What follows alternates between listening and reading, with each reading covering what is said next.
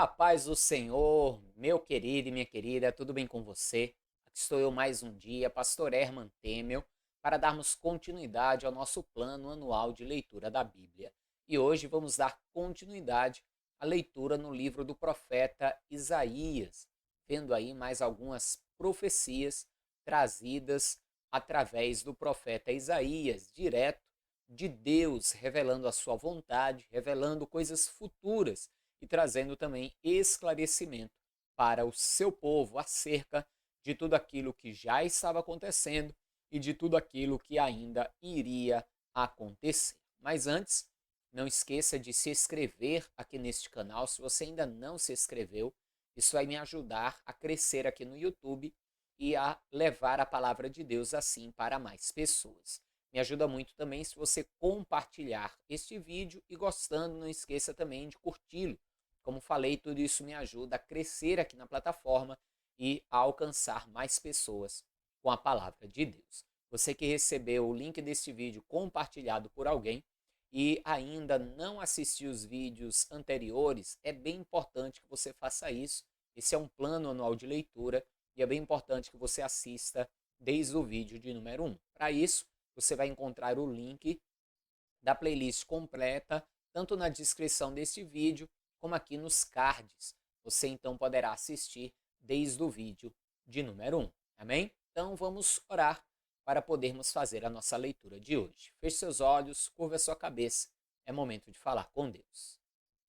Senhor meu Deus e Pai Todo-Poderoso, é no nome santo e bendito do Teu amado Filho, Senhor Jesus, que mais um dia estamos aqui reunidos na Tua presença, ó Pai, para ler a Tua palavra, para que possamos assim crescer no conhecimento do Senhor, crescer no conhecimento das Escrituras e poder aprender a cada dia mais e mais contigo, Senhor, para que possamos assim guardar a tua palavra, praticá-la, cumpri-la e fazer prosperar todos os nossos dias, nos movendo e agindo com prudência diante de todas as coisas. Abençoe, eu te peço em nome de Jesus, a vida dessa pessoa que está fazendo esse plano de leitura, bem como sua casa, seu lar e toda a sua família. No nome de Jesus, que assim seja. Amém. Amém? Vamos então para a nossa leitura.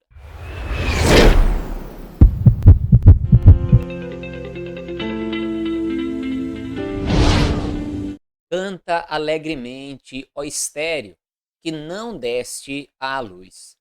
Exulta de prazer com alegre canto e exclama, tu que não tiveste dores de parto, porque mais são os filhos da solitária do que os filhos da casada, diz o Senhor.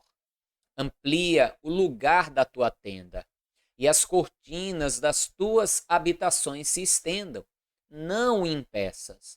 Alonga as tuas cordas e firma bem as tuas estacas, porque transbordarás a mão direita e a esquerda, e a tua posteridade possuirá as nações, e fará que sejam habitadas as cidades assoladas.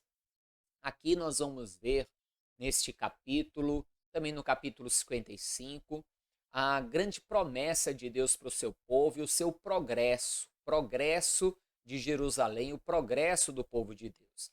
Mas nós já percebemos aqui no início, onde Deus manda eles alargarem a tenda, firmar bem as estacas, ou seja, coisas que o povo tinha que fazer, e ele vai dizer, não impeças, ou seja, se o povo não fizesse a sua parte de buscar a Deus, firmar bem as suas estacas e alargar o lugar da sua habitação, ou seja, estarem preparados para tudo aquilo que Deus iria fazer, eles estariam então impedindo o Senhor de operar aquele milagre.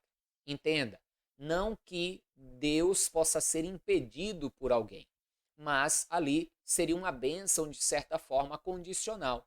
Deus ele libera a bênção, por exemplo, sobre o obediente. Se a pessoa anda em desobediência, ela praticamente está impedindo Deus de a abençoar, entendeu? Então, o povo teria ali que fazer a sua parte, mas Deus vai fazer aqui grandes promessas justamente de progresso e de crescimento para todo o seu povo. Continue a leitura comigo. Não temas, porque não serás envergonhada, e não te envergonhes, porque não serás confundida. Antes, te esquecerás da vergonha da tua mocidade, e não te lembrarás mais do opróbrio da tua viuvez, porque o teu Criador é o teu marido. Senhor dos exércitos é o seu nome, e o Santo de Israel é o teu Redentor. Ele será chamado o Deus de toda a terra, porque o Senhor te chamou como uma mulher desamparada e triste de espírito, como uma mulher da mocidade que é desprezada, diz o teu Deus, porque um pequeno momento te deixei, mas com grande misericórdia te recolherei. Veja, Deus ele vai justamente falar de como ele estava agindo com o povo. Um pequeno momento te deixei, mas com grande misericórdia te recolherei.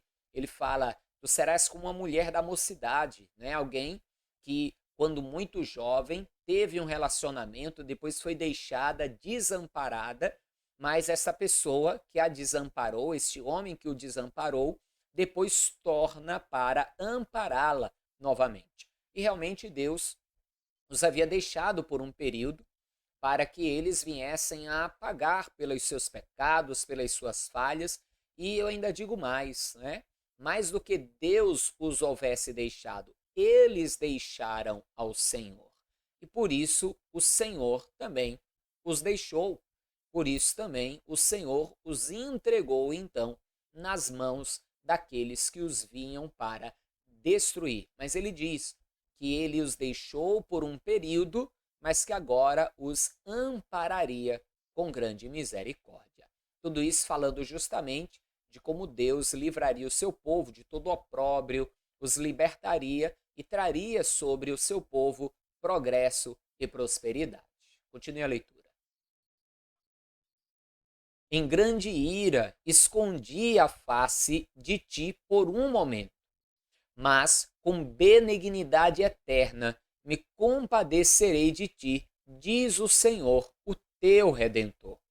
Por isso será para mim como as águas de Noé, pois jurei que as águas de Noé não inundariam mais a terra. Assim jurei que não mirarei mais contra ti, nem te repreenderei, porque as montanhas se desviarão e os outeiros tremerão, mas a minha benignidade não se desviará de ti, e o conserto da minha paz não mudará, diz o Senhor, que se compadece de ti. Ó oprimida, arrojada com a tormenta e desconsolada, eis que eu porei as tuas pedras com todo o ornamento, e te fundarei sobre safiras, e as tuas janelas farei cristalinas, e as tuas portas de rubis, e todos os teus termos de pedras aprazíveis. E todos os teus filhos serão discípulos do Senhor, e a paz de teus filhos será abundante. Com justiça serás confirmada, e estarás longe da opressão, porque já não temerás, e também do espanto, porque não chegará a ti. Eis que poderão vir a juntar-se, mas não será por mim. Quem se ajuntar contra ti cairá por amor de ti. Eis que eu criei o ferreiro, que assopra as brasas no fogo, que produz a ferramenta para a sua obra. Também criei o assolador para destruir. Toda ferramenta preparada contra ti não prosperará, e toda língua que se levantar contra ti em juízo, tu a condenarás. Esta é a herança dos servos do Senhor e a sua justiça que vem de mim, diz o Senhor. Veja que Deus diz que o povo poderia até vir a enfrentar outras guerras, outras batalhas, que até algumas nações poderiam vir a se levantar contra eles, porém que aquilo não viria mais do Senhor. O Senhor não se levantaria mais contra eles. Pelo contrário, o Senhor os ampararia. E se alguma nação se levantasse contra eles, ele, o Senhor, os destruiria. Porque ele é quem faz o ferro, o ferreiro, aquele que assopra sobre as brasas. Por isso, nenhuma ferramenta que fosse preparada contra o seu povo prosperaria. E nenhuma língua que se levantasse contra o seu povo para o condenar ou para o amaldiçoar também prosperaria. Tome posse disso. Busque a Deus, obedeça a Deus, e também nenhuma ferramenta preparada contra ti prosperará, e língua nenhuma que se levantar em maldição contra a tua vida também prosperará. Amém? Porque somos o povo de Deus, servos do Senhor, nação do Todo-Poderoso. Somos seus herdeiros em Cristo. Nós vamos ler lá em Gálatas capítulo 3, a partir ali do versículo 25, 26 até o 28, ali o finalzinho também do capítulo, onde justamente diz esta palavra, que nós somos herdeiros das mesmas bênçãos da descendência de Abraão, porque em Cristo somos descendentes de Abraão. Né? Continue comigo aqui a leitura. Ó vós, todos os que tendes sede, vinde às águas. E vós que não tendes dinheiro, vinde, comprai e comei. Sim, vinde e comprai sem dinheiro e sem preço vinho e leite. Por que gastais o dinheiro naquilo que não é pão, e o produto do vosso trabalho naquilo que não pode satisfazer? Ouvi-me atentamente e comei o que é bom, e a vossa alma se deleite com a gordura. Inclinai os ouvidos e vinde a mim. Ouvi, e a vossa alma viverá, porque convosco farei um concerto perpétuo, dando-vos as firmes beneficências de Davi. Eis que eu o dei como testemunha aos povos, como príncipe e governador dos povos. Eis que chamarás a uma nação que não conheces, e uma nação que nunca te conheceu correrá para ti, por amor do Senhor teu Deus e do Santo de Israel, porque ele te glorificou. Buscai ao Senhor enquanto se pode achar, invocai-o enquanto está perto. Deixe o ímpio o seu caminho, e o homem maligno os seus pensamentos, e se converta ao Senhor, que se compadecerá dele. Torne para o nosso Deus, porque grandioso é em perdoar. Veja que Deus não apenas traz uma grande promessa para o seu povo, promessa de beneficência, de libertação, de restauração, como ele faz um convite para todos, inclusive para o mais ímpio dos homens. Ele diz que deixe o ímpio o seu caminho, se converta ao Senhor. Ele é longânimo em perdoar, ou seja, ele está sempre ali disposto a perdoar. Esse é um convite universal e que está até hoje. Busque ao Senhor enquanto se pode achar. Invoque-o enquanto está perto. Daqui a pouco, o fim chega e não se dará mais para buscar a Deus. As pessoas precisam fazer isso enquanto há tempo de se fazer. Não deixe para amanhã a busca ao Senhor. Busque a Ele em tempo e fora de tempo, pois Ele é longânimo, perdoador, poderoso e misericordioso. Amém? Continue a leitura. Porque os meus pensamentos não são os vossos pensamentos, nem os vossos caminhos os meus caminhos, diz o Senhor. Porque assim como os céus são mais altos do que a terra, assim são os meus caminhos mais altos do que os vossos caminhos, e os meus pensamentos mais altos do que os vossos pensamentos. Muitas vezes a pessoa não entende os planos e os propósitos de Deus, mas está aqui o porquê que a pessoa não entende.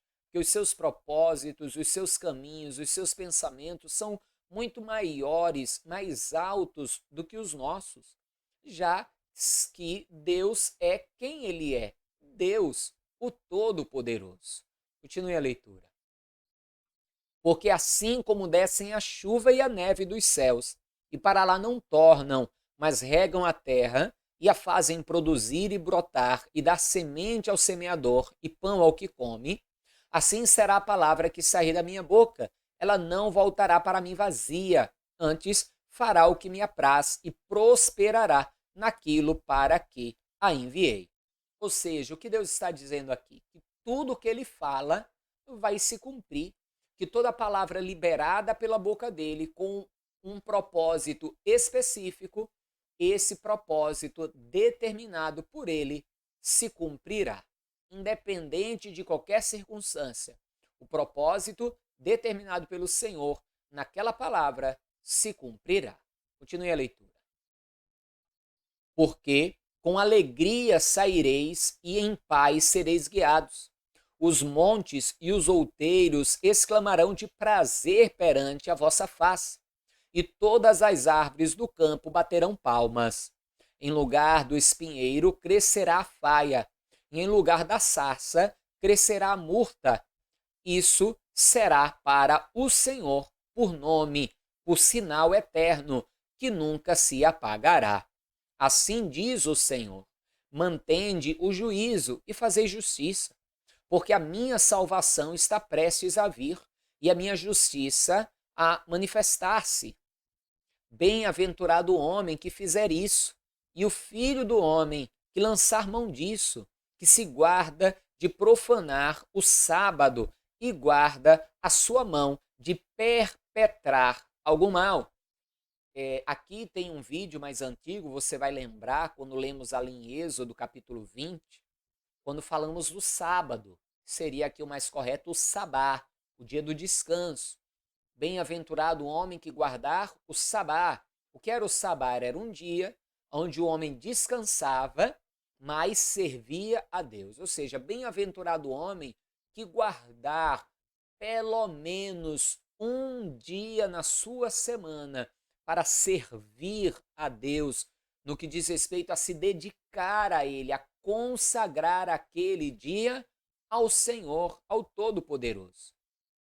Veja depois o vídeo, retorne lá onde falamos sobre o sábado, sobre o sabá, e depois eu gravarei também um vídeo trazendo mais questões sobre o sabá, e é muito fácil também encontrar vários textos e várias explicações a respeito disso. Inclusive o Senhor Jesus operava milagres no sábado, era acusado de quebrar o sábado, mas muito bem explicou que o sábado foi criado por causa do homem e não o homem por causa do sábado. Deus criou o sábado em benefício do homem, para que o homem pudesse ter um dia de descanso determinado na sua lei e pudesse também ter tempo para buscar ao Senhor, na certeza de que ele teria um dia dedicado para buscá-lo. Ainda hoje em Israel, onde mais de 90% da população é judia, você vai encontrar no sábado pessoas trabalhando.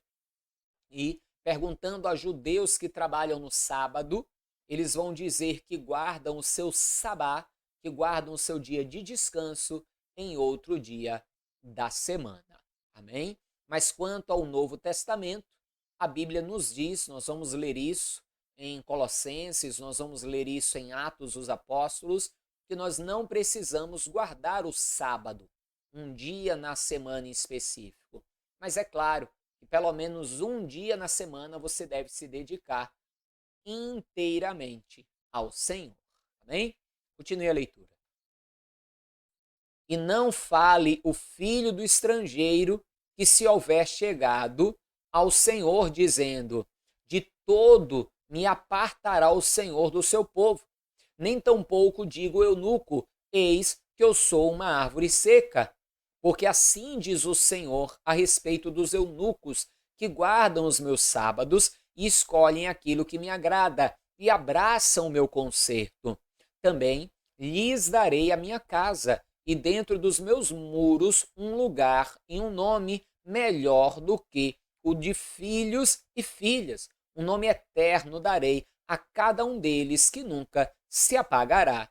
Ou seja, seja estrangeiro, eunuco, né? Porque os eunucos, eles não podiam estar ali em adoração no templo.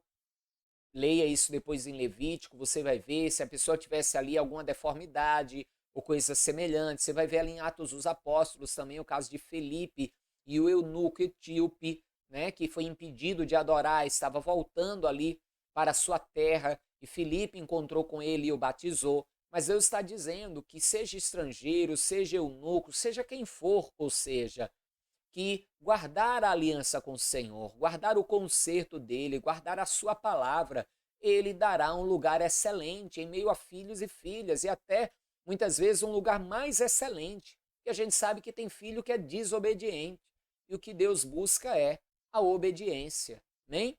Continue comigo. E os filhos dos estrangeiros que se chegarem ao Senhor para o servirem e para amarem o nome do Senhor, sendo deste modo servos seus, todos os que guardarem o sábado, não o profanando, e os que abraçarem o meu concerto, também os levarei ao meu santo monte e os festejarei na minha casa de oração. Os seus holocaustos e os seus sacrifícios serão aceitos no meu altar, porque a minha casa será chamada casa de oração para todos os povos. Assim diz o Senhor Jeová, que ajunta os dispersos de Israel. Ainda ajuntarei outros, os que já se ajuntaram. Vós todos os animais do campo, todas as feras dos bosques, vinde comer. Todos os seus atalaias são cegos, nada sabem. Todos são cães mudos, não podem ladrar. Andam adormecidos, estão deitados e amam o tosquenejar.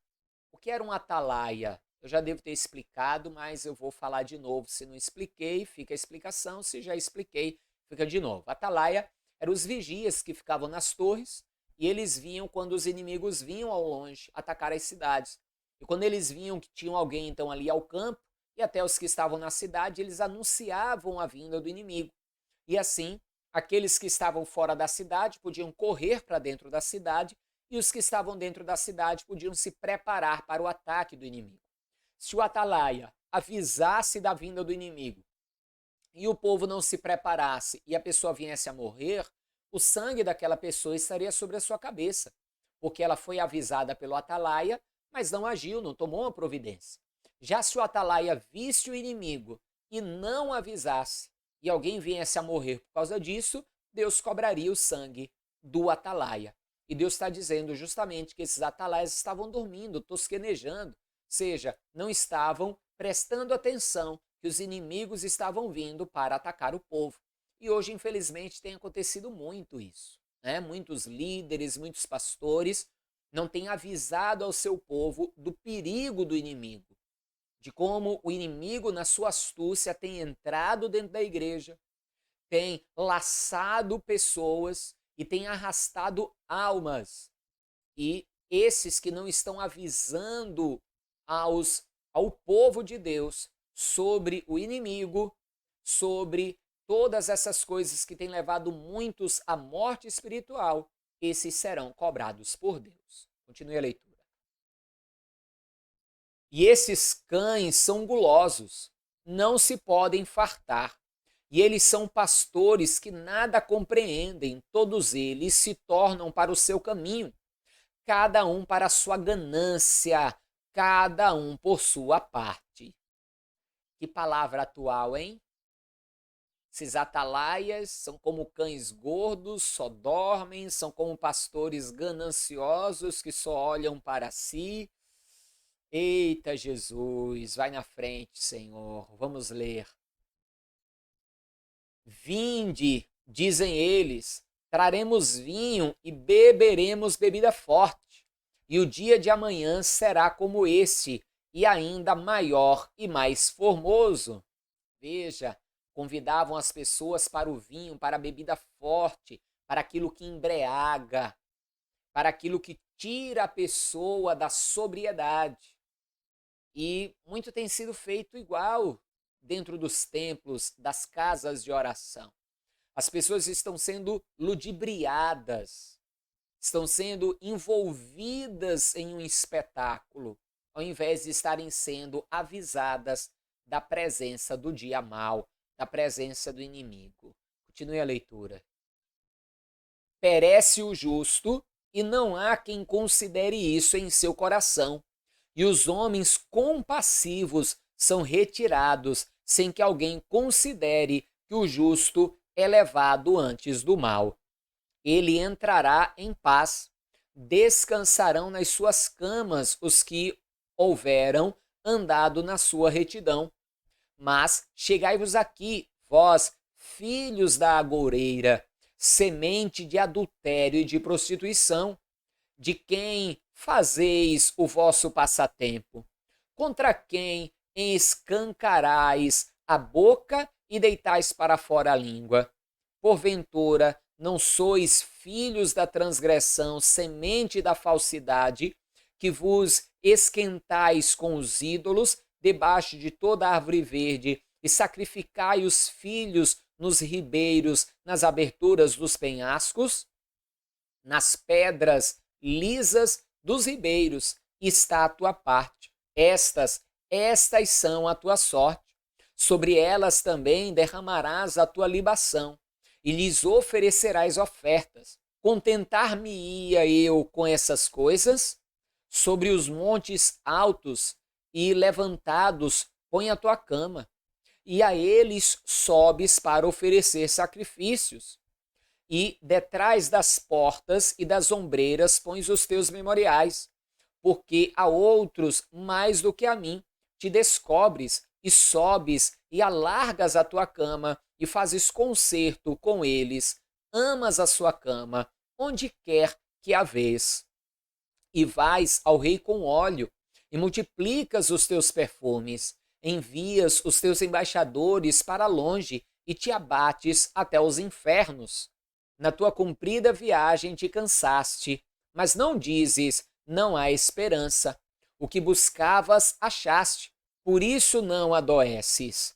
Mas de quem tivestes receio ou temor, para que mentistes e não te lembrasses de mim, nem do teu coração me pusestes? Não é porventura, porque eu me calo, isso já desde muito tempo, e me não temes? Eu publicarei a tua justiça e as tuas obras, mas não te aproveitarão. Quando clamares, livrem-te os teus congregados, mas o vento a todos levará, e a vaidade os arrebatará. Mas o que confia em mim possuirá a terra e herdará o meu santo monte. E dir-se-á: aplenai, aplenai, preparai o caminho, tirai os tropeços do caminho do meu povo. Porque assim diz o alto e o sublime, que habita na eternidade, cujo nome é santo.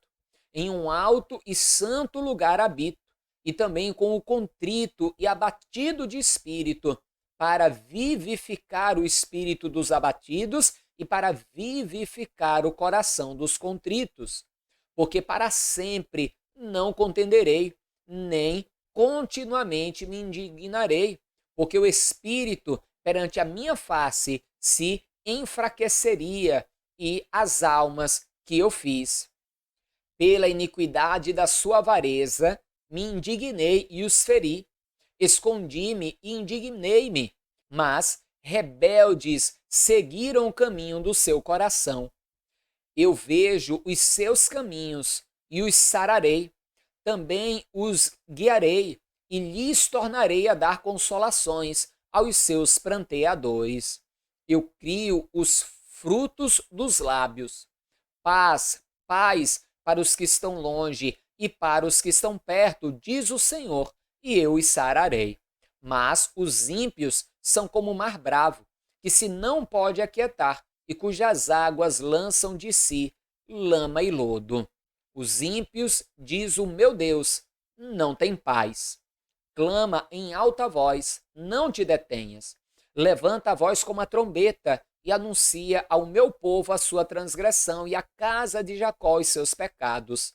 Todavia, me procuram cada dia, tomam prazer em saber os meus caminhos, como um povo que pratica a justiça e não deixa o direito do seu Deus. Perguntam-me pelos direitos da justiça, têm prazer em se chegar a Deus, dizendo: por que jejuamos nós e tu não atentas para isso? Por que afligimos a nossa alma e tu não sabes? Eis que no dia em que jejuais, achareis o vosso opróbrio contentamento e requerereis todo o vosso trabalho. Veja, Deus está dizendo: esse povo gosta de vir até a mim, de saber a minha lei, mas gosta também de me questionar. Jejuam e perguntam: por que que nós jejuamos e Deus não recebe o meu jejum? Oramos e Deus não nos responde. E Deus começa a dizer que eles jejuavam para o seu próprio contentamento. Ou seja, jejuavam para eles, não para Deus. E continue, porque esse capítulo aqui, Isaías 58, é conhecido como o capítulo onde a palavra de Deus fala sobre o jejum verdadeiro, ou jejum agradável a Deus. Porque o jejum verdadeiro não é só fechar a boca para a comida, mas continuar com a boca aberta para mentira, para falsidade, para transgressão, para iniquidade. O que adianta? Eu fecho a boca para não comer, mas abro a boca para mentir, para xingar, para murmurar e para fazer coisas semelhantes a essas. Não estou fazendo nada, não estou jejuando, estou passando fome e não jejuando. Entendeu a diferença? Continue a leitura. Eis que para contendas e debates jejuais, e para dardes punhadas impiamente. Não jejuais como hoje, para fazer ouvir a vossa voz no alto. Seria esse o jejum que eu escolheria? Que um homem um dia aflige a sua alma, que incline a cabeça como o junco e estenda debaixo de si o pano de saco grosseiro e cinza? Chamarias tu isso jejum e dia aprazível ao Senhor? Porventura não é esse o jejum que escolhi, que soltes as ligaduras da impiedade, que desfaças as ataduras do jugo, que deixes livre os quebrantados e que despedaces todo o jugo? Ou seja, é esse o jejum que eu escolhi, apenas que você aflija o seu corpo, a sua alma, chore e não coma, mas continue na impiedade, continue oprimindo, continue debaixo de jugo desigual, jugo com impiedade, com os ídolos e colocando jugo sobre outras pessoas. O que adianta? Não comer, mas continuar no pecado. Não adianta de nada. Continue a leitura. Porventura não é também que repartas o teu pão com o faminto e recolhas em casa os pobres desterrados, e vendo-o nu o cubras e não te escondas daquele que é da tua carne?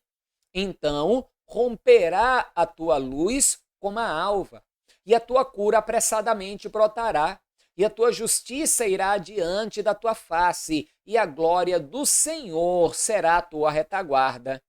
Viu lá qual é o jejum que Deus quer? Que venhamos alimentar o faminto, dividir o pão, cobrir o que está sem veste, ou seja, amar ao próximo como a nós mesmos, agir com justiça, com misericórdia, com fé, com juízo. Não simplesmente não comer. Não comer por não comer, você pode estar fazendo um regime. Mas será que é algo realmente espiritual que está sendo feito? Continue.